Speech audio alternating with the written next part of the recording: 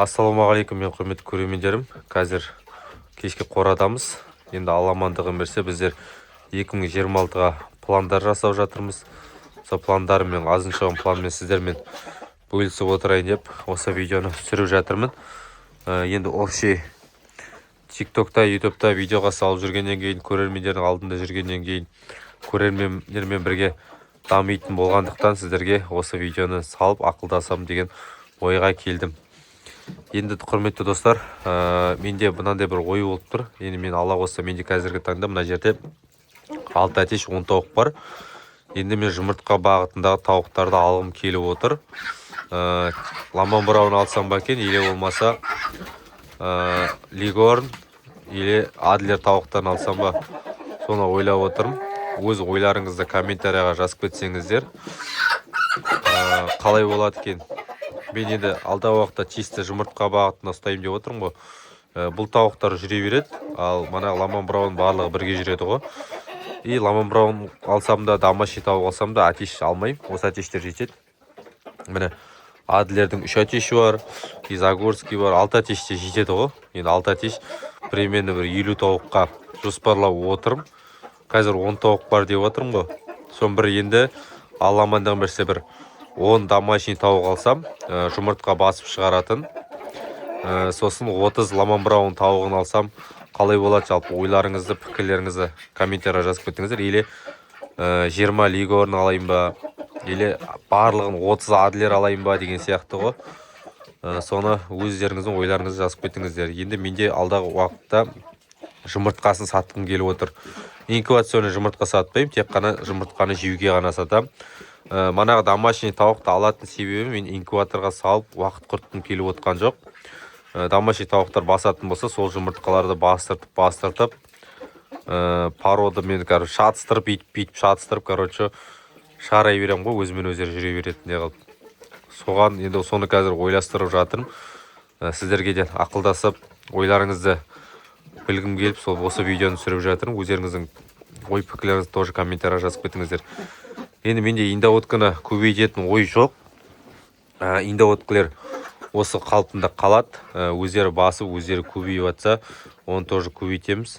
Енді үйректердің жұмыртқаларын инкубаторға салып көбейтіп аламын, мына башкирскийлерді. Или индоутка басып жатса, индоутканың астына тығып жіберетін боламыз. Жалпы енді башкирскийдің де басын енді примерно бір 10-ға дейін көтергім келіп тұр. Потому что олардың жұмыртқасын алдағы уақытта сатам деген ой бар. Сол себепті оларды көбейткім келіп тұр. Индоутка енді өзімен өздері көбейеді. Ақ үйректің де басын көбейткен жақсы. Ет бағытына келгенде мына Агидл, Пекинскийлер етті жақсы береткен башкирге қарағанда. Мен бір түсінгенім. Өлшеп қарап едім. Ең көбі үйректер беріп тұр ғой. Сосын аталық индоуткілер беріп тұр. Сондай қазір ойлары болып жатыр. Енді мен алдағы уақытта айтып отырмын ғой. Малға қаратай да көшкім келеді. енді малды құс бизнесін по-любому тастамайын ғой мен. Құс дейтін өткені менде малға жағдайына көрсем, малмен мен жылына 1 рет табыс табамын да. Мысалы қой бағайын, сиыр алсам, оның сүтін сауып, сүтін сатам ғой по-любому. Ал қой алатын болсам, қойдың табысы тек қана жылына 1 рет қана көрем. Өйткені 6 ай манағыдай қозысы шығады, и ол өседі. Ол 6 айдан кейін сатуға шығарасың, либо 7-8 айдан кейін бордақылап сатасың деген сияқты ғой. Сонымен сөйтіп уақыт өтіп кетеді. Сол себепті мен тауықтың бизнесті қоймайды, тауықтың жұмыртқасын сатып, былай өз-өзінің шаруашылықтарымның мана жем-шөптерімді, тағы басқа бірдемелерімді жауып отыру мақсатында осы тауықтың басын көбейткім келіп отыр.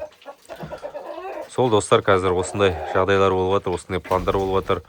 Енді қораға келетін болса, қораны ала бұйыртса, сол апрельде ала бұйыртса бір қонақтығым бар, Алламандығын берсе, сол қонақтығымызды өткізгеннен кейін майдан бастап қораның шаруасына кірісетін боламыз.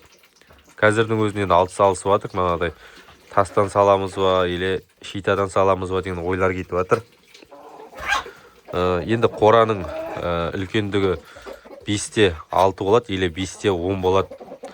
Қалай салған дұрыс? Оның ішіне енді бір жағына менде енді 5-те 6 қылып салайын, 5-те 10 қылып салайын, оның 90%-іне менде мал тұратын қылып салғым келіп отыр. Ал 10%-інде тауық, үйрек, қаз осылар тұрады ғой. Или бер жағына тағы да дополнительный мына үйректерге бөлек қора салып кішкене кеңейтіп, тауықтарға бөлек қора салам ба, тоже оны да ойластырып жатырмын қазір. Тоже сіздердің де мана айтайын енді, өздеріңіздің фирмаларыңыз болса, мысалы қораларыңыз болса, неше қораларыңыз, қалай сыйдыртып жатсыздар, қандай нәрсемен салған дұрыс қораны, соның барлығын тоже комментарияға жазып, ойларыңызды бөлісіп кетсеңіздер жақсы болатын еді. Сондай қазіргі таңда ойластырып жатырмыз. Алла амандығын берсе. Жақсы достар, осы бастағы проблема қазір ұйқысыз түндер өтіп жатыр, ойлап ұйықтан бас ауырып кетеді ғой атау. Қалай жасаймыз, қалай істейміз деген сияқты. Алла осы. Жақсы достар, келесі видеода көріскенше сау саламатта болыңыздар.